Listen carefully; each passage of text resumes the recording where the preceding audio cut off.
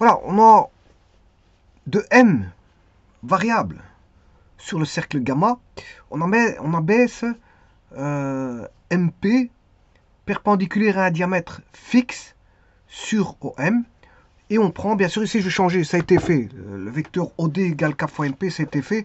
Bon, je ne l'ai pas calculé, mais tout simplement, vous voyez directement que, bon, comme OD doit être égal K fois MP, il y a une collinéarité. Déjà, c'est une chose.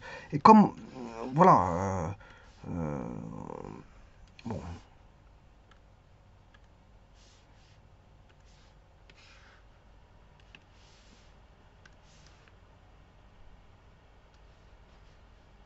Donc, M est variable sur gamma. Alors, gamma, c'est le nom d'un cercle. On peut l'appeler aussi C ronde. Hein. Il y a C ronde, gamma ronde. Généralement, les courbes, on les appelle gamma. Et les cercles, généralement, on les appelle C ronde. Mais ici, gamma est un cercle. Hein. Voilà, c'est le cercle. Et on a un point, attention, qui est variable. C'est-à-dire que ces coordonnées sont variables. On a M de lambda. M de lambda. Voilà, M de lambda. Donc il est variable sur le cercle, bien sûr, le cercle contient un centre O. On abaisse MP perpendiculaire à un diamètre fixe. Alors vous choisissez votre diamètre fixe. Par exemple, vous prenez ceci ici. Donc on a un diamètre AB, avec une direction donnée de ce diamètre. Et on construit une perpendiculaire sur AB passant par le point M mobile. Voilà, M lambda. Et donc le pied de la perpendiculaire, il sera ici. Mais ici, on a P de lambda aussi qui est variable. Parce que cette perpendiculaire est liée à M. Donc comme M varie, P varie. Alors sur OM,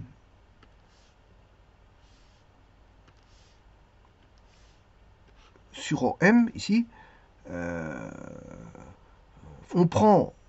Alors, là, c'était l'exercice précédent. Je vais mettre le nouvel énoncé dans un petit instant. Mais c'est pour vous faire, voilà, une petite analogie avec ce qu'il y avait auparavant. J'avais pas calculé le lieu, mais je l'avais montré sur GeoGebra. Voilà le lieu, voilà. Donc, ici, K fois OD, ils sont collinéaires. Hein. OD... alors, ce qu'on recherche, c'est D. C'est le lieu des points D. Alors, encore une fois, ce sera D lambda. Parce que c'est un lieu mobile. Puisque M est mobile, P est mobile. Donc D est mobile. Puisque, voilà.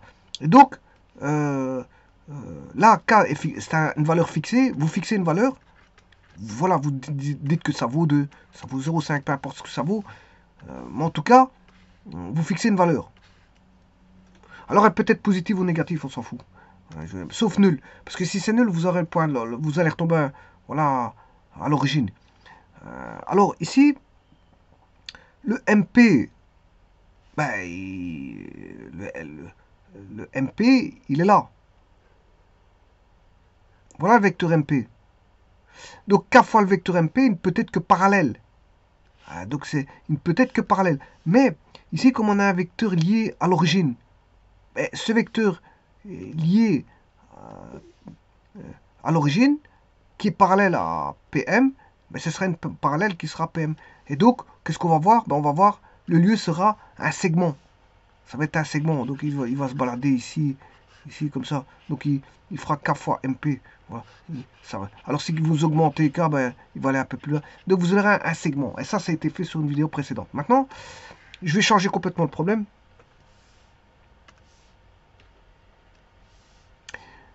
Ici, je ne vais plus prendre des vecteurs.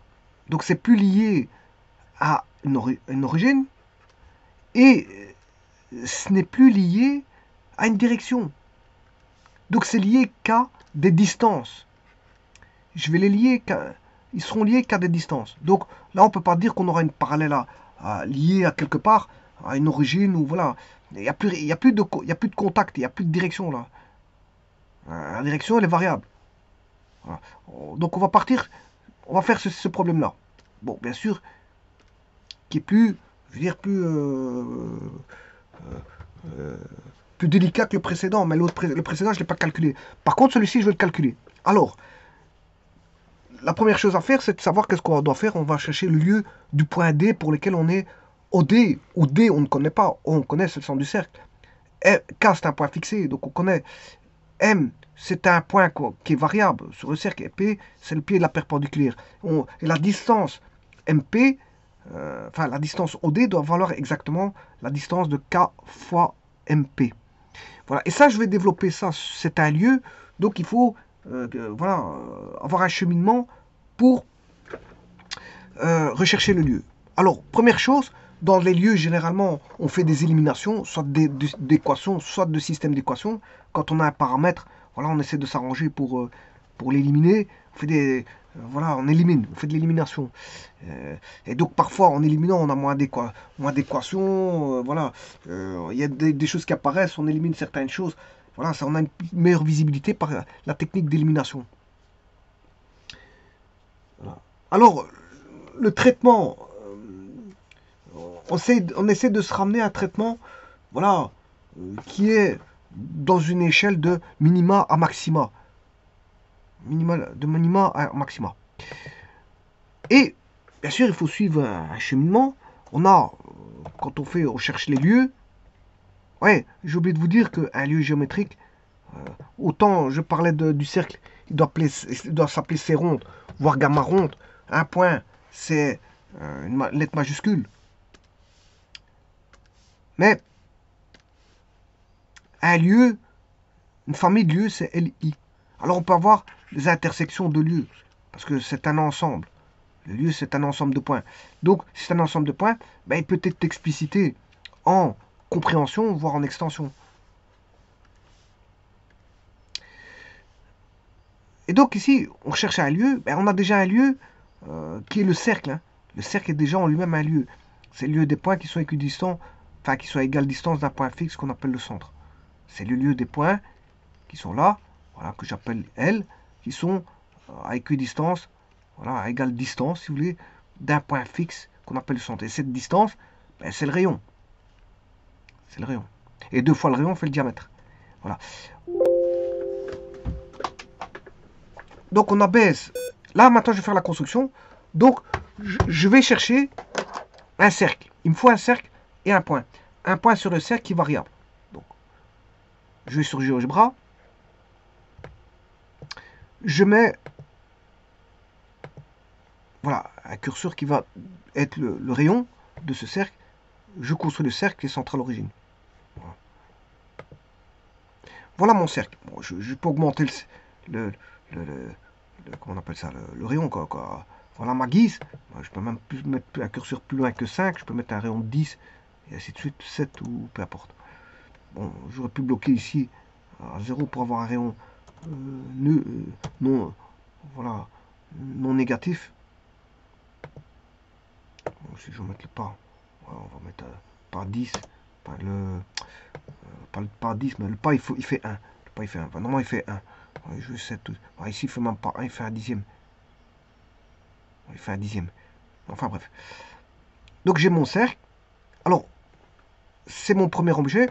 Alors je voulais dire que ici, pour traiter les problèmes de lieux géométriques, un lieu ça s'appelle L, la dénomination pour le lieu c'est L ronde. L ronde. Bien sûr, il y a un cheminement à suivre. D'abord, le premier cheminement, c'est de lire l'énoncé. Parce que c'est une demande, on vous demande de rechercher un lieu, c'est le lieu qui est demandé, c'est par rapport à des caractéristiques qui sont dans l'énoncé. Donc c'est-à-dire que on va se baser sur des données. Et là, vous devez aller rechercher les données qui sont dans l'énoncé. Les formulations, voilà, qui vont vous dicter la façon de voir le lieu et les hypothèses que vous avez pour pouvoir démarrer à traiter le lieu. Ensuite, bien sûr, moi ici, je vais le traiter sur base d'une géométrie qui est la géométrie analytique dans le plan, parce que c'est un problème plan, je vais traiter avec un repère, donc je vais faire de la géométrie analytique. Donc je vais faire de la géométrie analytique dans le plan. Ce qui veut dire que là, je vais mettre en place un repère, attention, adapté, attention à ça, faire très attention parce que le repère fait tout, et après on peut avoir voilà, des confusions. Si vous avez pris un repère adapté, dans d'autres situations, ça ne marche pas. Voilà, donc faire très attention à ça. Ensuite, bon, une fois que le repère il est pondu, ben à ce moment on peut pondre les équations cartésiennes du lieu. du lieu qui est demandé, bien sûr, hein, du lieu.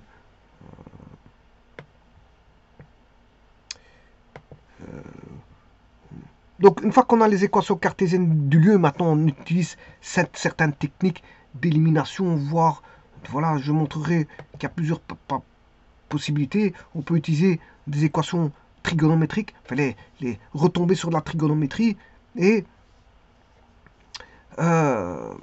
voilà, manipuler des formules de trigonométrie. On peut manipuler des formules trigonométriques. Et ce sera le cas ici, je vous le dis tout de suite. Je vais vous dire pourquoi ce sera le cas. Je vais vous dire pourquoi ce sera le cas. Alors ensuite, après, bon, quand on trouve, on aura trouvé le lieu, fatalement, parce que les équations permettront d'aboutir à ce fameux lieu recherché, et bien après, il y a une analyse géométrique de ce lieu. Il faudra faire une analyse. Alors on peut tomber sur des fonctions, pourquoi pas, mais on peut tomber sur des points qui ne sont pas un ensemble de points qui n'est pas une fonction. On peut même tomber sur un point. Voilà, un point. On peut tomber sur un point. On peut avoir un point, on peut avoir une ellipse qui n'est pas une fonction, on peut avoir un cercle qui n'est pas une fonction, on peut avoir une droite, voilà, qui elle est une fonction pour autant que, dans certaines conditions, pour autant que on ne soit pas, qu'on n'ait pas une droite perpendiculaire à l'axe x, voilà, c'est une droite particulière. Voilà, ça c'est pas une fonction, une droite perpendiculaire à l'axe x possède une infinité, pour un x donné possède une infinité d'y, donc c'est pas une fonction. Alors je rappelle qu'une fonction, c'est une correspondance spécifique pour laquelle, pour un x, on peut avoir 0 ou un y, pas plus, ou plus un y. Voilà. Donc ici, quand on a le lieu, il faut faire une analyse géométrique du lieu. Géométrique du lieu.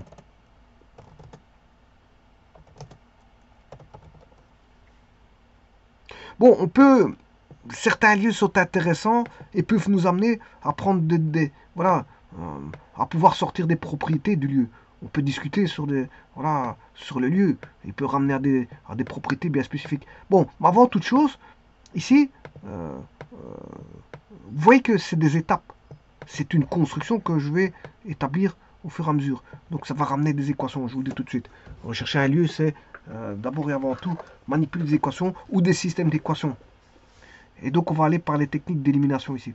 Alors 1, c'est les hypothèses, ce sont les données. 2, je dirais que c'est se mettre voilà, à l'épreuve, mettre à l'épreuve la géométrie analytique dans le plan comme outil pour rechercher le lieu. 3, c'est bon, grâce au repère et donc à la géométrie analytique d'un plan, de mettre toutes les équations qui vont réunir, vont permettre de réunir les conditions de trouver ce fameux lieu. Et donc tous les calculs faits de manière algébrique ramèneront normalement à trouver ce fameux lieu. Ensuite on peut faire une analyse géométrique du lieu. Mais ce que je voulais dire, c'est pas ça. C'est pas ça que je voulais dire. Je voulais dire autre chose, c'est que bon, on est toujours en mathématiques et les mathématiques, bon, il faut faire très attention à ce qu'on fait. C'est surtout ça, parce que on peut avoir des erreurs, on peut avoir des erreurs à droite à gauche qui peuvent apparaître et je commence à rechercher les erreurs. Bon, si on les trouve tout de suite, j'ai toujours dit ça va, tant mieux. Mais si on les trouve pas tout de suite, on commence à chercher. Hein. Si vous ne trouvez pas vos clés chez vous à la maison, bon, si vous les trouvez tout de suite et que vous devez partir, tant mieux. Quand je dis vous devez partir, c'est probable. Je fais une référence, par exemple, à une interrogation. Quand le type il ne trouve pas, ben, il doit trouver tout de suite parce que je veux dire, les feuilles vont être prises en 10, 15, 20 minutes. C'est la même chose que quelqu'un qui doit partir, qui trouve plus ses clés.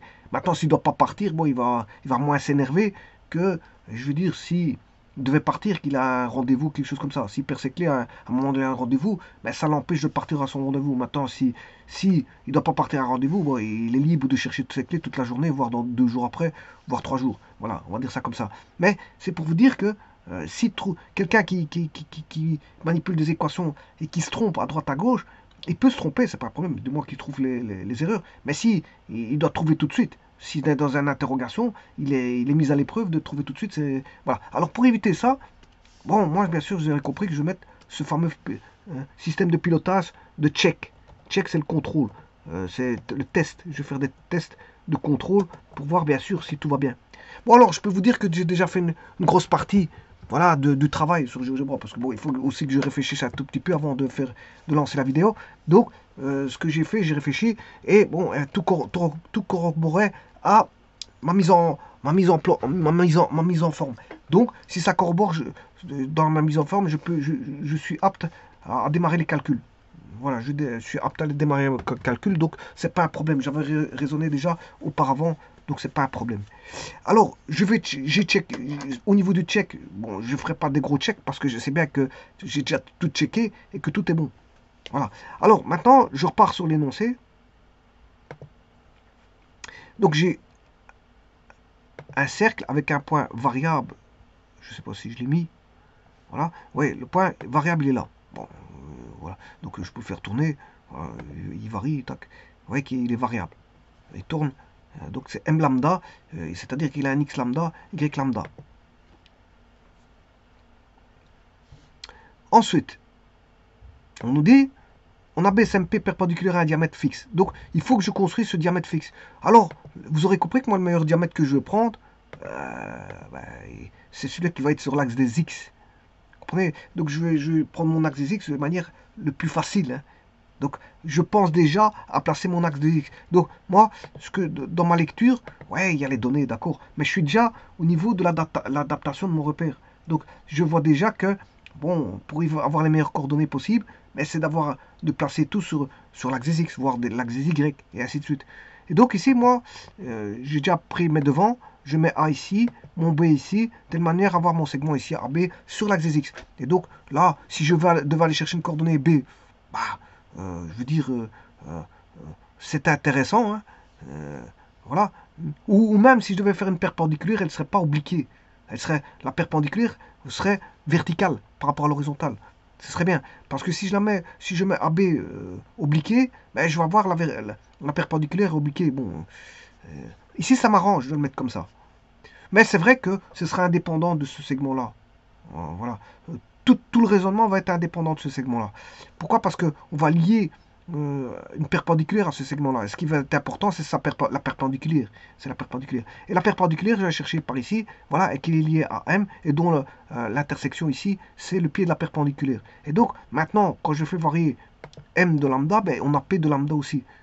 Voilà, et voilà, cette perpendiculaire circule le long voilà, comment on appelle ça, de ce segment AB. Voilà. Et donc là, c'est déjà une grosse partie de l'énoncé qui est établie. Donc, il en reste plus qu'une petite. Voilà. Donc, qu'est-ce qu'on doit faire? On recherche un lieu.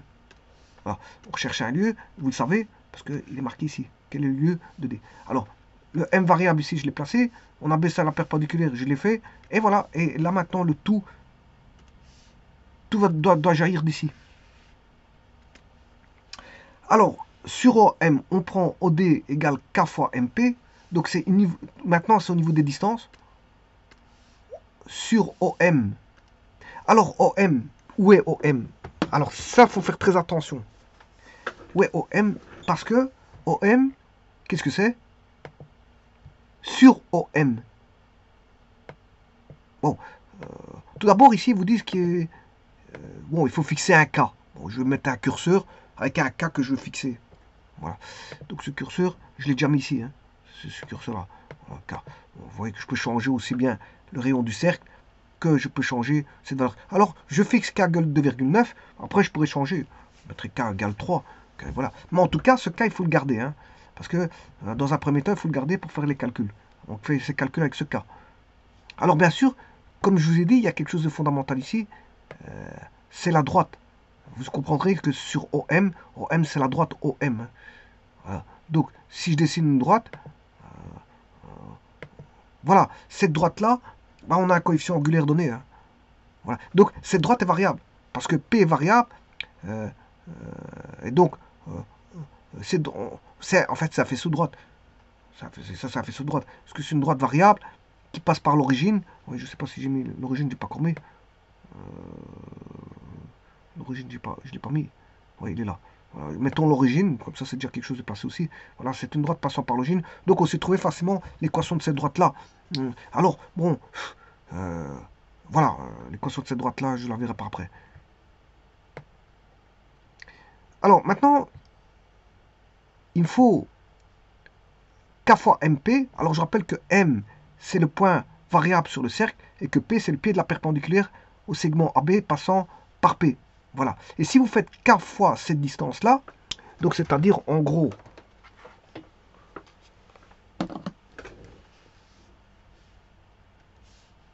attention qu'on parle en termes de distance, hein. Je vous le dis tout de suite. Pas tout confondre, hein. C'est juste une distance. Une distance, c'est un nombre, hein. C'est un nombre positif. Ici, c'est juste ça. Un P, c'est une valeur, hein. Voilà. Donc c'est-à-dire ici, j'ai par exemple le point P. Je m'excuse. Le pied de la perpendiculaire, il est là. On a A, on a B. Là, on a point M de lambda. Là, on a P de lambda. Ici, on a l'origine. Voilà. Et on a une droite qui passe par comme ça. Une droite D lambda. On l'appelle D lambda. Voilà. Coefficient angulaire, il va être facile à calculer parce qu'il passe par l'origine. Donc le MP, c'est la distance ici. C'est une distance qui est toujours perpendiculaire par rapport à ça. C'est une distance qui est toujours perpendiculaire. Donc, cette distance, elle est là. Qui est variable, hein. Parce que si la droite est là-bas, la distance elle est là. Si la droite est là, cette distance elle est là.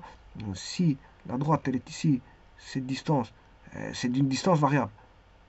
Parce que on a M lambda, P lambda, tous les deux variables, et de cette distance elle est variable aussi. Alors le K, il est fixé, K fois lambda, voilà. Ben, ça doit être égal à OD. Mais, voilà. Le OD, il est sur OM. On prend OD égale K fois MP avec K fixé sur OM. Voilà, sur OM. C'est-à-dire c'est sur la droite. Donc le D, c'est D lambda aussi. Donc il va engendrer un lieu. Il va engendrer un lieu. Donc c'est-à-dire que là, je dois aller chercher cette distance-là, qui est une valeur, fois le K fixé. J'ai une valeur. Voilà. Ayant cette valeur-là, ça doit être la distance OD. Okay. Par exemple, je vais l'appeler mu, cette distance-là. Mu, ben, OD doit valoir mu. Mais OD, il est où? Sur OM. OD, il est sur OM, qui est la droite D lambda. OD est sur la droite lambda, si vous voulez. À tout moment, D lambda sera sur la droite. Et il va dessiner une courbe. Pourquoi il va dessiner une courbe? Mais parce que, tout simplement, OD va varier. OD, la distance OD varie. La distance OD varie. Pourquoi OD varie? Parce que la distance OD vaut mu. Et pourquoi mu varie? Mais parce que mu est essentiellement composé d'une constante. Bon, ça ne varie pas, puisque je ne vais pas faire varier la constante. Hein. Sauf à la fin, moi je m'amuserai à faire varier tous les paramètres. Mais enfin bref. Ici, ce qui est variable ici, c'est celui-là. Donc le mu, il est variable. On a mu de lambda. Donc on aura mu de lambda ici. Donc on aura OD de lambda. Tout est variable. Donc ça va engendrer un lieu. Ça va engendrer un lieu. Voilà. Et donc, ici, regardez bien. Je vais m'arranger. Donc, je mets un vecteur. Ma droite, ce qu'elle est. Ouais, là-bas. Je vais arrêter le tout. Voilà. Ce que je vais faire, je crée un vecteur OM. Un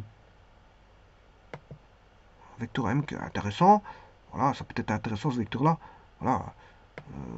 Alors, je crée K fois B. Alors B, c'est quoi? C'est la distance PM. Je cherche mon mu. Voilà, bon, je cherche mon mu. Donc, mon mu ici, mu lambda, hein, voilà, qui dépend de lambda. Donc, on a mu lambda. Ben, ici, distance MP, je la connais sur GeoGebra. La distance MP, je la connais, puisque je connais le point M, je connais le point P. Donc la distance MP, je la connais. Le K, je l'ai fixé. Donc si je fais K fois MP, mais ça, il est connu. Il est connu. Donc regardez bien. Donc je fais K fois B, ben, c'est juste K fois la distance MP, qui vaut 8,58. Voilà, la distance MP, elle vaut 2,96. Mais comme j'ai pris K égale 2,9, 2,9 fois la distance MP, MP vaut 2,9, ben je fais 2,9 fois 2,9, ce qui fait 8,56. Voilà. Ensuite, je mets un vecteur unitaire sur H. Donc, bon, sur la droite, Voilà, c'est ça qui va m'importer, parce que c'est vrai que le vecteur, euh, ici, bon, je l'ai mis, mais il sert à rien. Il sert à rien, ce vecteur ici. Parce que ce qui va m'intéresser le plus, d'ailleurs, je peux l'effacer, il ne me sert pas. Il me sert pas moi. Enfin, je vais le laisser là. Voilà. Et ensuite, bon, qu'est-ce que je fais? Maintenant que j'ai la direction, on sait bien que D est sur OM. Voilà, donc j'ai un vecteur unitaire et je connais le rapport. Puisque le rapport, il doit faire K fois B. Le rapport doit faire K fois B. Voilà. On vous dit que OD fait K fois, K fois la distance MP. K fois la distance MP, je l'ai. Donc je connais, voilà, la grandeur de OD, mais je n'ai pas sa position, j'ai pas la position D. Donc je mets un vecteur unitaire. Comme il doit être sur OM, je mets un vecteur unitaire sur OM. Et comme j'ai, voilà, le scalaire fois le vecteur unitaire, ça fait un vecteur. Et ce vecteur-là, l'extrémité de ce vecteur, c'est le point D. Voilà, c'est juste ça. Donc ici, je fais ça. Donc le vecteur unitaire, c'est V. Je multiplie par le K fois B qui est C. Voilà. Et où est le point W?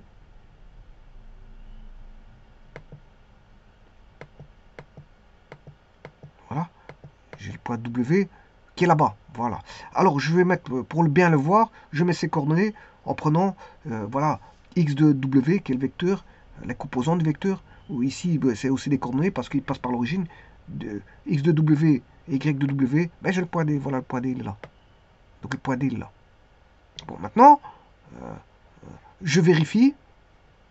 Je dois vérifier qu'à tout moment, et là, je fais mon check. Je fais déjà mon check, et après, je mettrai toutes les équations après. Le check ici. Je fais déjà mon check. Alors, en checkant, je vais checker sur GeoGebra. Bon, je cherche la distance OD, je l'avais déjà calculé auparavant, c'était B. Non, non, je m'excuse, je n'ai pas calculé. OD fait 8,50 ici, je l'avais calculé. Non, je n'ai pas calculé. Le point D, je vais chercher la distance OD, je vais chercher le K, bon, qui est de fixé, et je vais chercher la distance PM. Et je vois que D, il a bien la même distance que PM. D, il a la même distance de PM. Voilà, et bien maintenant, si j'ai ça, à ce niveau-ci, ben, je vais rendre tout mobile. Je vais mettre une trace. Voilà, ici la trace. Regardez bien. Je vais y aller. Donc je vais faire varier le point M. On est parti. Ouais, il n'a pas mis la trace. Vous voyez qu'est-ce qu'il dessine, hein.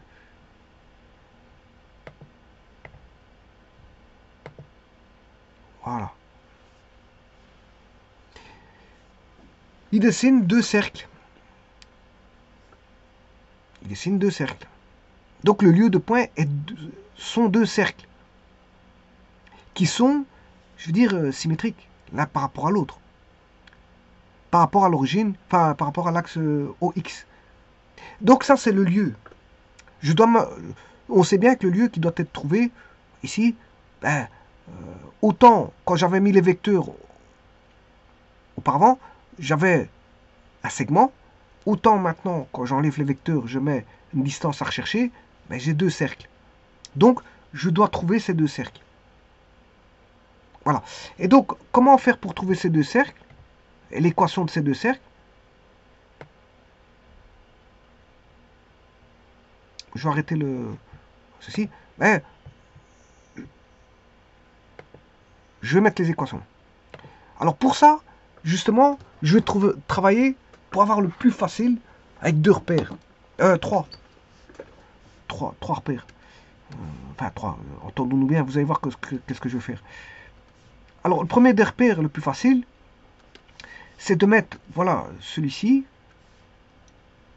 comme ça. Alors, le repère le plus facile.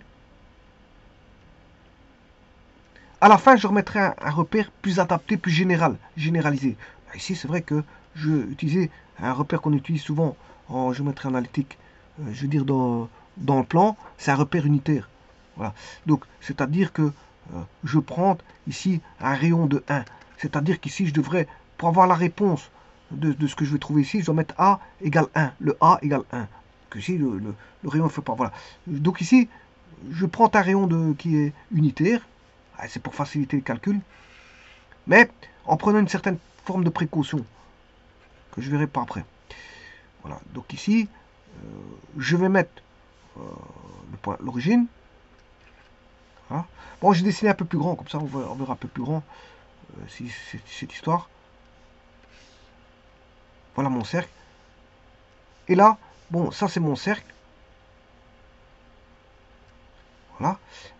D'origine O, avec un point, on va dire que je vais mettre ici M. Alors je pose mon repère, c'est ma première. Voilà, un repère cartésien.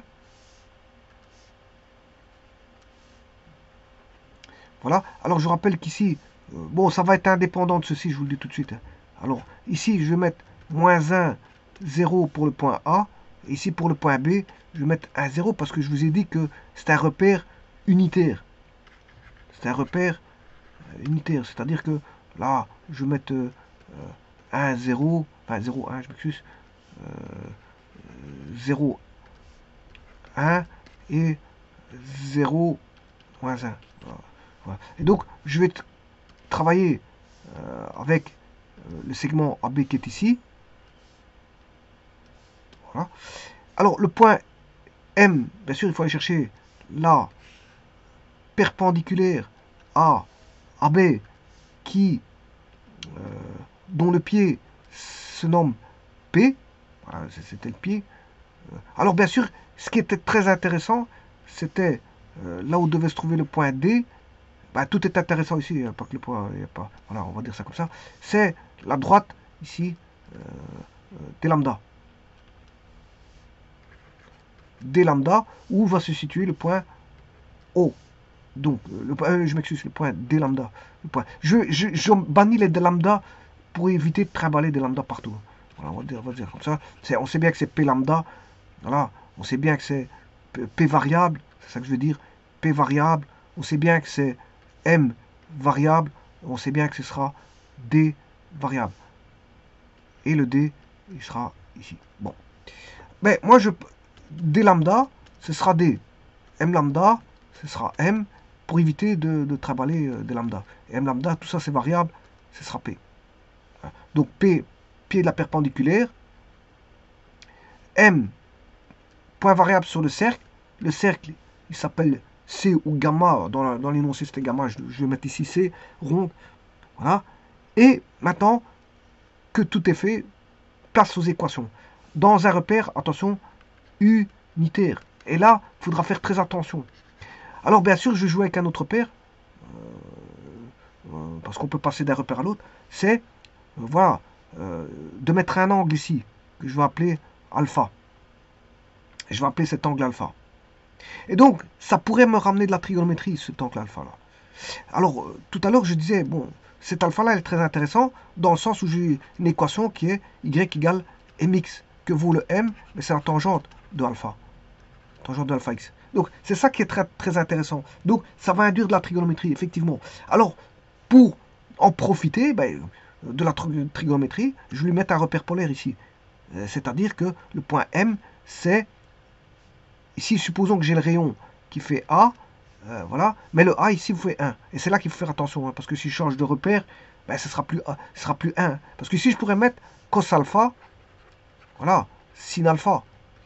Je pourrais mettre cos alpha, sin alpha, pour le point. Parce que c'est un repère unitaire. Voilà, parce que le rayon vaut 1.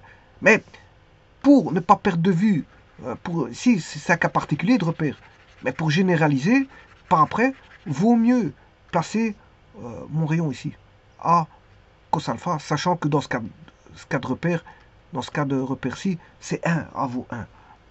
Voilà. Et donc je vais travailler, bien sûr, faire de la trigonométrie, et travailler en repère cartésien, et comme ça j'aurai un petit peu de trigonométrie, et ça va faciliter les choses. Voilà. Alors maintenant, le lieu recherché, c'est un coordonnée, on ne la connaît pas. Le lieu, les données, le lieu c'est L. Et bien sûr, le lieu, on recherche des lambda, c'est-à-dire D. Parce que j'ai dit que j'appelais plus des lambda, j'appelais ça D. D, qui est variable, bien sûr, et on recherchera sa coordonnée. Puisque le but c'est de chercher voilà, on va chercher la coordonnée. Donc c'est-à-dire que D doit appartenir au lieu.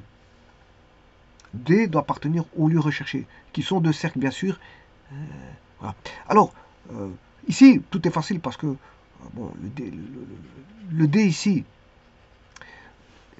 si je vais chercher,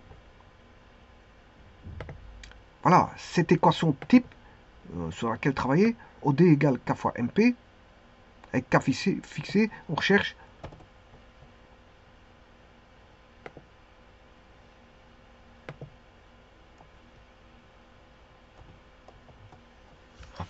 on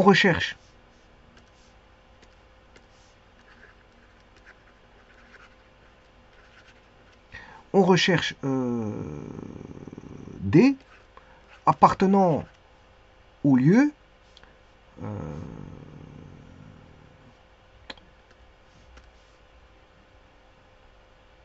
voilà, tel que D soit sur OM, tel, ça veut dire tel que D appartienne à OM. Alors je rappelle que OM c'est la droite des lambda. Et on la connaît, hein, son équation on la connaît. Hein. J'avais dit que son équation c'est Y égale tangente alpha X. Y égale tangente alpha X.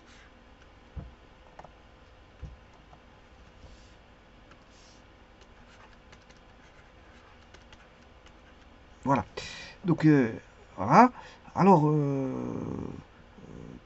tel que D appartienne à OM et la distance OD doit être égale à K fixé fois la distance MP. Bon, la distance MP, je peux la trouver. La distance OD, je peux la trouver facilement. Puisque les coordonnées de D, je vous ai dit que c'est D lambda, bien sûr, c'est X, Y qui doivent appartenir au lieu. Voilà. Et la distance OD n'est rien d'autre que c'est la distance O étant l'origine. Je rappelle que O c'est 0, 0. Donc c'est X moins 0 au carré plus Y moins 0. C'est du Pythagore à traiter. C'est égal à K fois la distance MP. C'est aussi une racine carrée. Et là, je vais travailler avec des cosinus. Alors MP,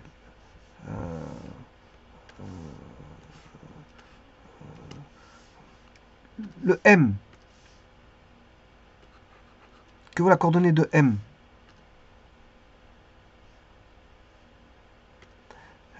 Vos cosinus alpha, sinus alpha. A cosinus alpha, A sinus alpha.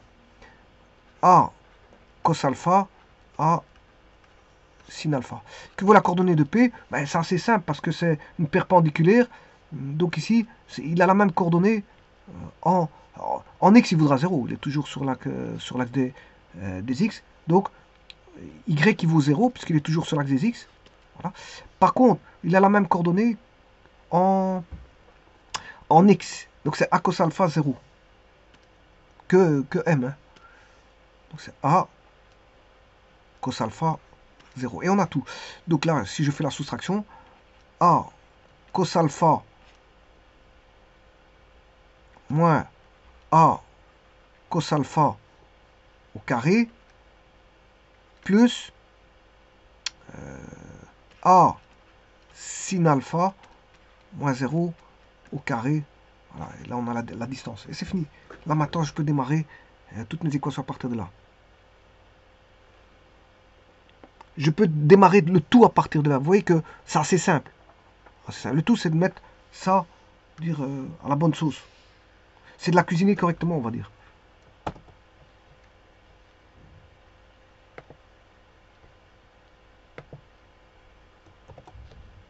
Alors je vais réécrire correctement. X moins 0, c'est X. En fait, on a X carré plus Y carré. C'est égal à. Le lieu, c'est K fixé. On connaît la valeur de K. K. Et alors, bien sûr, l'autre, c'est A cos alpha moins A cos alpha. Ça fait 0. 0 carré, ça fait 0. Et il reste A sinus alpha, le tout carré. Donc il va rester A carré sin carré alpha. Et voilà. Donc c'est ça, on a tout simplifié. Voilà. Et je vous rappelle aussi que y, l'équation de la droite au m, c'est y égale tangente alpha x.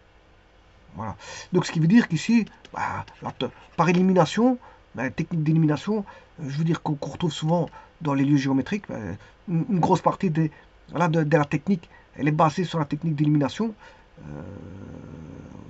Et puis on peut avoir de la trigonométrie aussi. Et si on aura de la trigonométrie, parce que vous voyez que je parle déjà avec des sinus et des tangentes. Donc voilà, donc tangente alpha, il vaut y sur x. Y sur x. Donc, ce qui veut dire que, bon, je peux avoir une relation entre les deux. Hein. La trigonométrie vous la donne. Et ça permet de faire une excellente, je veux dire, élimination. Puisque vous savez très bien que 1 plus cotangente carré, alpha, ça fait, c'est l'inverse du sinus carré, alpha. Et donc là, j'ai bien un lien qui est directement établi. Parce que je peux écrire que sin carré alpha, c'est égal à 1 sur 1 plus cotangente carré alpha. Et vous voyez que la trigonométrie, vous êtes facilement ici. Hein. Voilà. Et donc, le sinus carré alpha, voilà, c'est une technique d'élimination hein, assez simple. 1 sur... Alors, si tangente alpha vaut y sur x, la cotangente, c'est l'inverse de la tangente. Hein. Donc, ce sera x sur y. Donc, vous allez avoir 1 plus x sur y au carré est égal à 1 y carré plus x carré sur x carré, c'est-à-dire x carré sur x carré plus y carré. Et bien, maintenant, je peux aller rechercher ceci.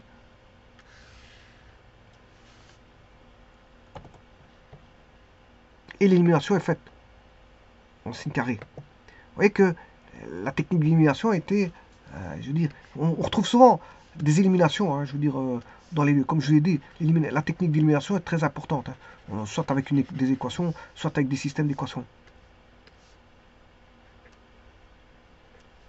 Donc ce qui veut dire que la nouvelle équation, enfin, oui, la nouvelle équation vaudra x carré plus y carré égale k, racine carrée, alors pas perte de vue, normalement a vaut 1 ici, je vous le dis tout de suite, parce que j'ai pris un repère unitaire, donc le rayon vaut 1.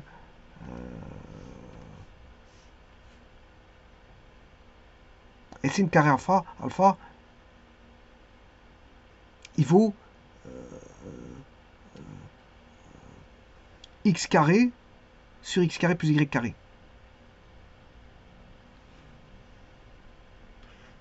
J'espère que je ne me suis pas trompé. Je vais recontrôler quand même parce que c'est vrai que le but d'aller vite, le but c'est pas d'aller vite, c'est ouais, tangente alpha. La cotangente c'est x sur y.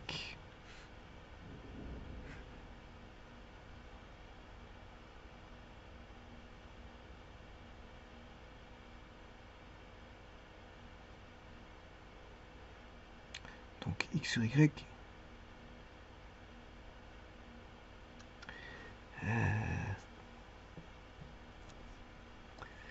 Donc tangente, j'ai dit que c'était y sur x.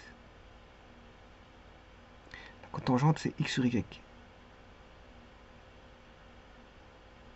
Ouais, c'est bon.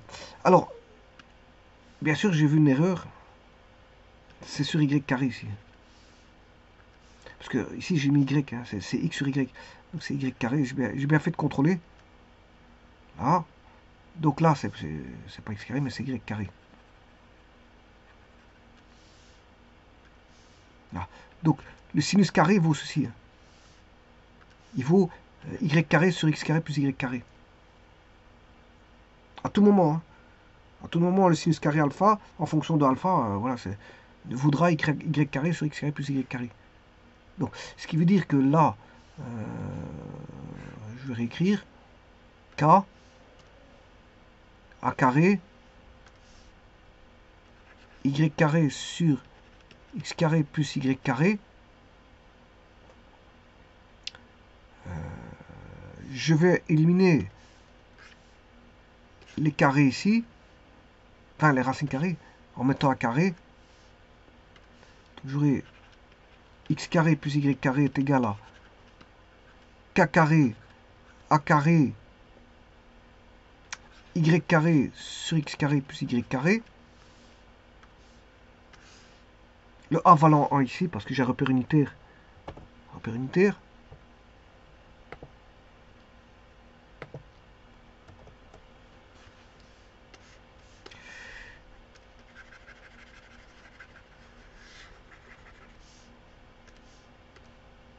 Donc, on aura ce x carré plus y carré qui est au dénominateur, je remets dans le côté. X carré plus y carré au carré est égal à ka carré y carré. Et donc, on aura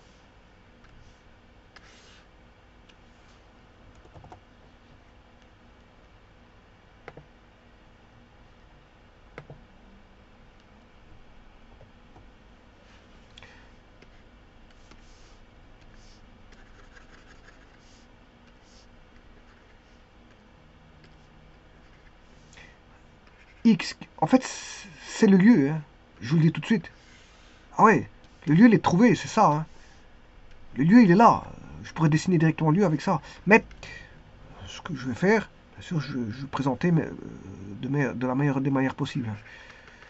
Voilà, donc x carré plus y carré au carré moins ka au carré y carré est égal à 0.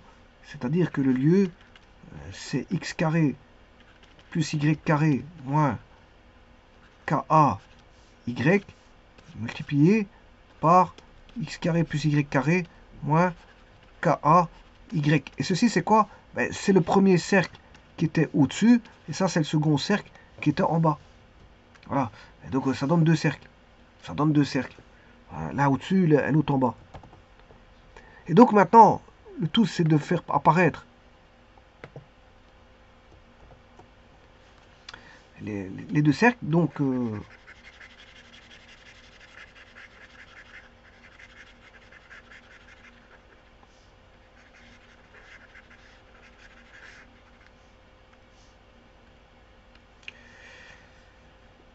moins ky, moins ky. Donc, on aura... pour le premier, je vais faire le premier cercle. Donc, on a un produit nul. Hein. Celui-ci, je vais traiter d'abord celui-ci. Celui-ci doit valoir 0.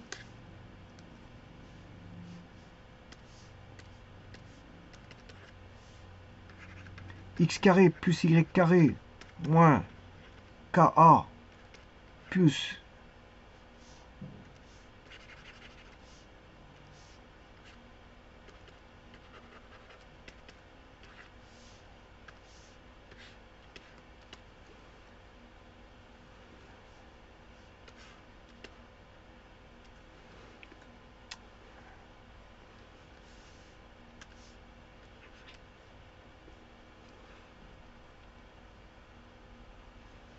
alors je vais mettre ici, on a un double produit.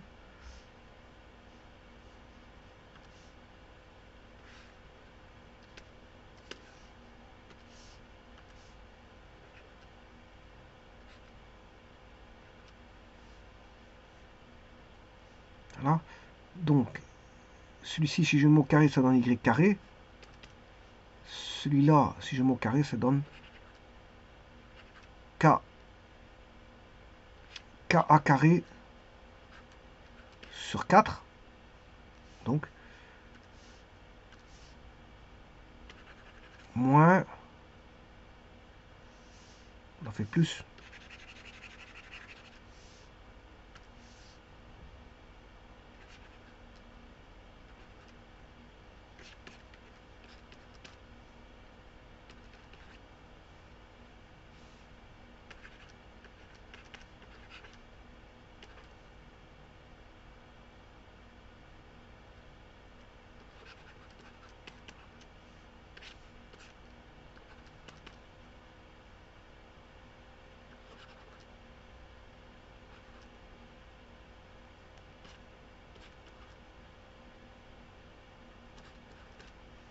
Voilà. Alors, l'autre, ça va être la même chose. Hein. Bon, j'ai même pas besoin de réfléchir pour le deuxième. Parce que, vous voyez que c'est juste... ouais, attention qu'ici, je me suis trompé. Ouais, je peux pas voir ça. C'est un produit remarquable. Hein. C'est A carré moins B carré. C'est A carré moins B carré, c'est un binôme conjugué. C'est A moins B fois A plus B. Donc, le deuxième cercle, il est là. Donc, vous voyez que ça va être le même traitement, simplement en mettant un plus ici. Donc, si je prends celui-là, le deuxième cercle, ça va être le même. Mais,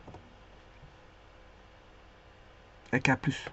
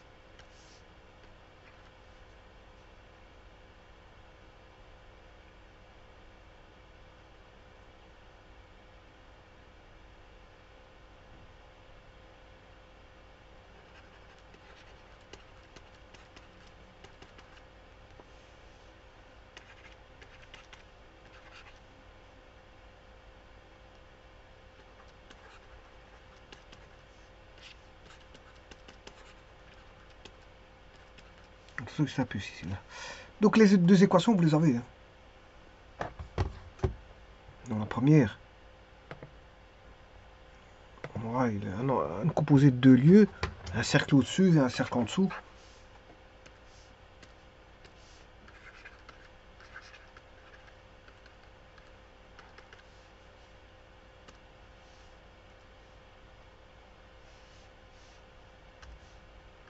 Ça, c'est celui-là avec les moins.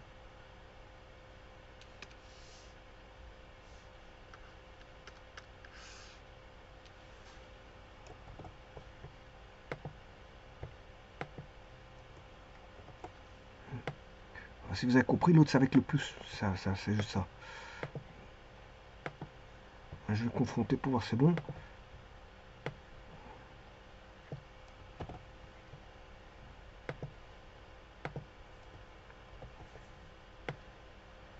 Vous voyez que ça change uniquement. Attention qu'ici c'est pas K à carré, bien sûr, c'est KA le tout carré.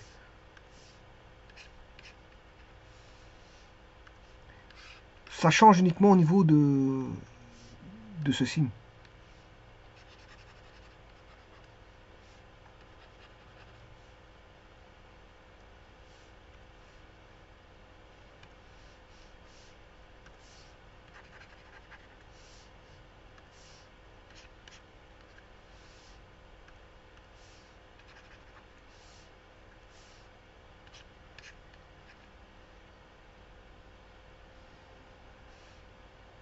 Bon, alors maintenant, je vais tester pour un repère unitaire. Bon, si je mets pour un repère unitaire, le A vaut 1. Hein. Donc vous allez avoir 4 demi au carré. Donc ici, on a le centre et le rayon. Voilà, c'est un cercle. Le premier, c'est x-0 au carré. X-0 au carré, voilà. Le centre, c'est 1. Le centre, c'est 2. 0 en x. 0 en x. Moins k demi pour le premier. K demi pour le second. Et ils sont tous les deux de même rayon. Le rayon, il vaut KA sur 2. Rayon 1 et rayon 2. Alors, si je mets A égale 1, vous allez avoir x carré plus x carré plus y moins 4 demi au carré, puisque A vaut 1. Voilà. Parce que j'ai pris, n'oubliez pas que j'ai repris un repère unitaire ici. Hein. C'est pour ça que je dis, bon, je vais quand même prendre le A, parce que si j'avais mis uniquement, si j'avais enlevé le A, pour un autre rayon, ça marche plus. Hein. Voilà, pour un autre rayon, vous n'aurez pas eu la formule. Si j'avais pas mis le A là-bas, du fait que je me dis, bon, j'ai pris un repère unitaire, donc le A vaut 1, parce que le rayon du cercle vaut 1, donc qu'est-ce qui se passe? ben, je veux dire, c'est plus bon. Ça sera plus bon. Alors, je revois ceci. Vous voyez qu'il circule bien là-bas. Maintenant, je vais mettre l'équation du cercle. Alors, tout d'abord, pour un cercle de rayon, regardez bien que si j'avais pas mis le A, voilà, ça c'est l'équation. Voilà. Alors, vous allez me dire, c'est pas bon. C'est normal parce que ça, c'est pour un rayon unitaire. Il faut que j'aille rechercher le rayon A égale 1. Je dois le réadapter ici. Voilà. Vous voyez, là maintenant, il tourne là-bas. Il tourne. Ça, cette équation, si je n'avais pas mis A égale 1, elle ne fonctionne que pour un repère unitaire. Un cercle de rayon 1. Ça ne fonctionne que pour un cercle de rayon 1. Voilà. Donc, si j'avais pas mis mon A, comme c'est le cas ici, j'ai pas mis mon A, donc x carré plus y carré au carré, moins k carré y carré égale 0, j'ai pas mis mon A. Voilà, donc attention que c'est pas ce cercle.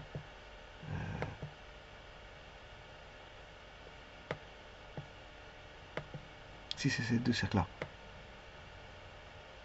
Voilà. Alors là je mets l'angle OPM, je ne l'avais pas mis tout à l'heure. Ça c'est l'angle OPM, c'est l'angle alpha. Je ne l'avais pas mis tout à l'heure, mais ici je le mets.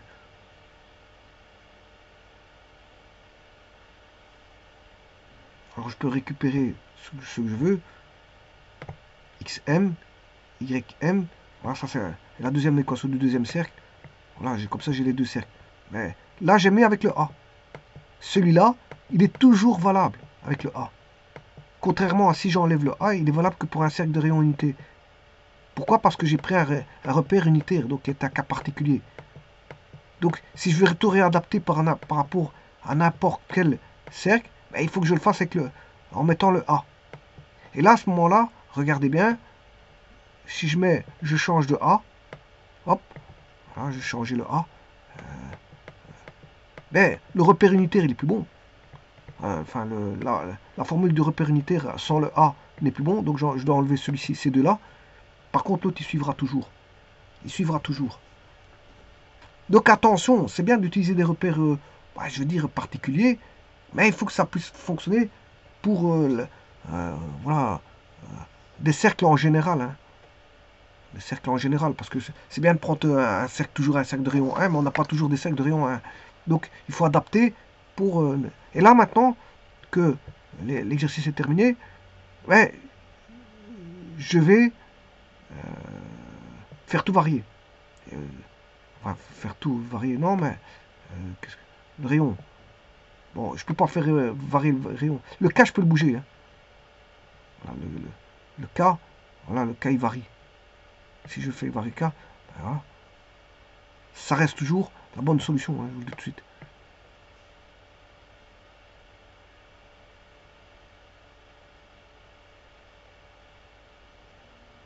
Alors, on peut avoir des situations maintenant, en analyse géométrique, qu'est-ce qu'on peut avoir? Ben, là, il est à l'intérieur. Il est à l'intérieur. Pourquoi? Parce que il est à l'intérieur du cercle, parce que le K est petit. Attends, on peut mettre un K négatif. Hein.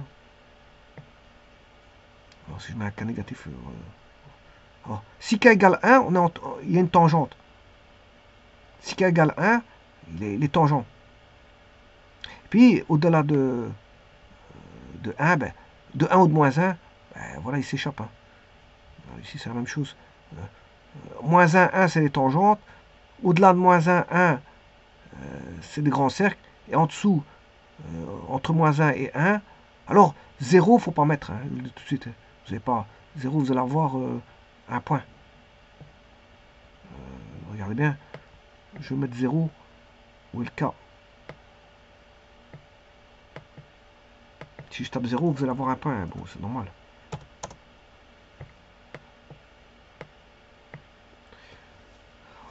Ah, on n'a rien du tout. On dirait, on aura l'origine. C'est un point. Donc il faut essayer de faire varier le K aux différents zéros. Alors, s'il est plus petit que 1, entre 0 et 1, si je le prends positif, parce que je peux prendre aussi négatif. Voilà, entre 0, moins 1 ou 0, 1, vous allez avoir à l'intérieur. Si vous avez moins 1 ou 1, vous êtes tangent. Les deux cercles seront tangents, je veux dire, au cercle. Si maintenant c'est plus grand que 1 ou plus petit que moins 1, là, à ce moment-là, on a une sortie comme ceci.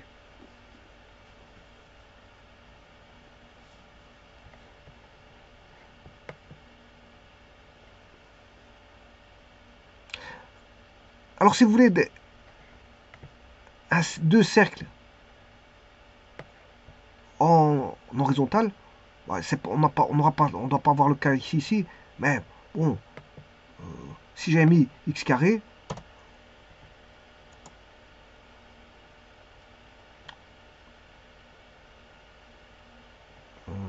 voilà, vous avez des cercles comme ça. Hein. Mais ça, c'est pour le rayon unitaire. C'est pour le cercle de rayon unité. De toute façon, on ne doit pas avoir ça. C'est y carré. C'est pour vous dire que, regardez bien, pour les avoir horizontales, vous mettez x carré. Mais ce ne sera pas le lieu, parce que le lieu, il n'est pas horizontal. Sauf si vous avez mis le diamètre en vertical. Parce qu'ici, moi, le diamètre, il est en horizontal.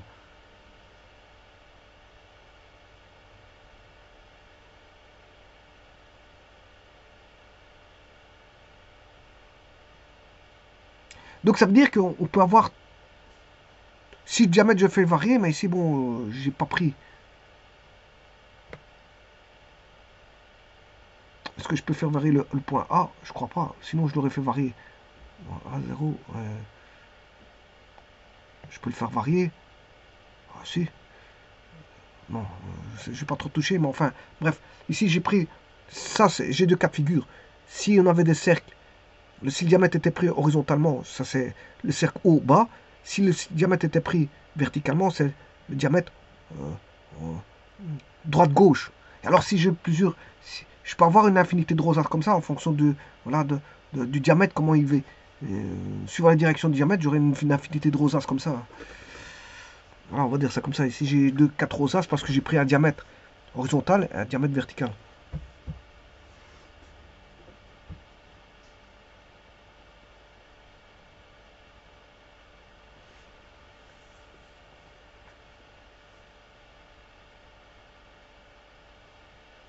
Bon, maintenant, c'est l'heure de l'amusement, c'est-à-dire que je vais faire tout varier et ça n'a plus rien à voir avec l'exercice, je vous le dis tout de suite.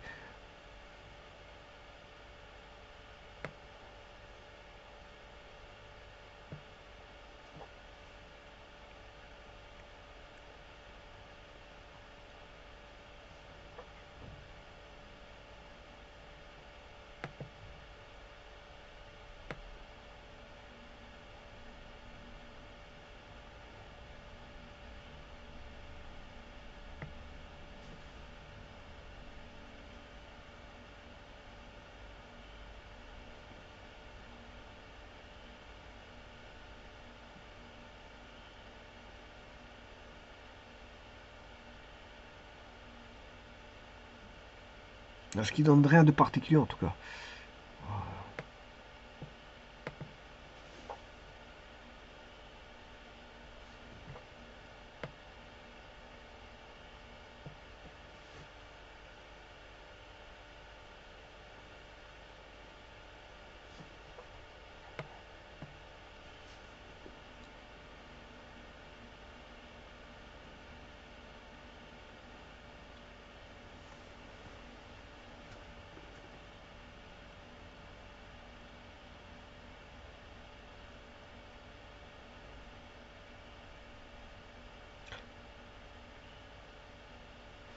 Là, je fais le rayon ici du cercle, il varie plus. J'ai juste fait varier bon, le K et le M. C'est KM qui varie en même temps.